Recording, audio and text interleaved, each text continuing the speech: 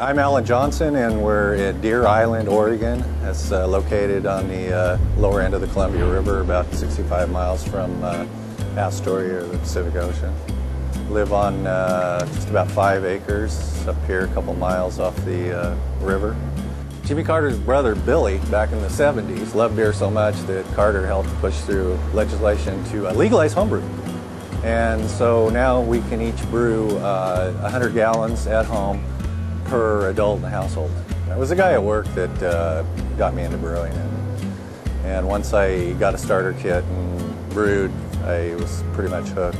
It's an interesting hobby. You can design and formulate your own recipes, put a lot more into them as far as ingredients, and not really worry about the cost so much because it's such a small scale.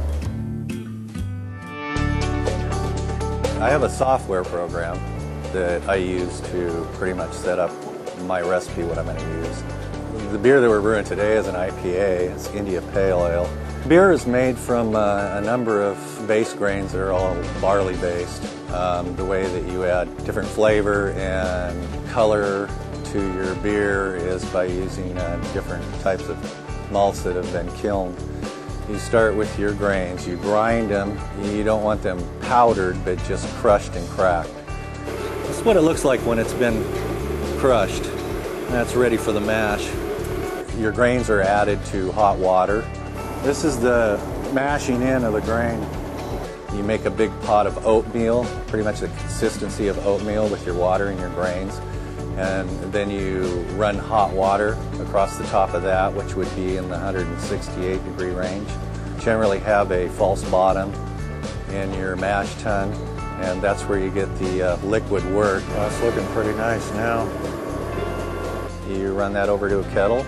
You boil that and add hops at various stages. Today we're making an IPA, so there's lots of flavor hops and aroma hops. This is what's known as a hopback, and it'll give a lot of aroma to the finished beer. That wort will be run into a chiller, which will take it from boiling to a temperature of about 66, 68 degrees, and goes to fermenters. The most important part of homebrewing is sanitation. So I'm using what's known as iodophor. It's kind of like a type of iodine. You get a satisfaction of making a quality product from scratch materials. You know, any day that I have to myself that I can come up here and just take a day off in the brewery and relax and take my time is a good day.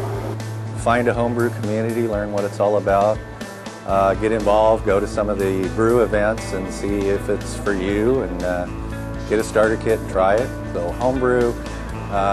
For home used, share with your friends, but it can't be sold. And my friends like it that way.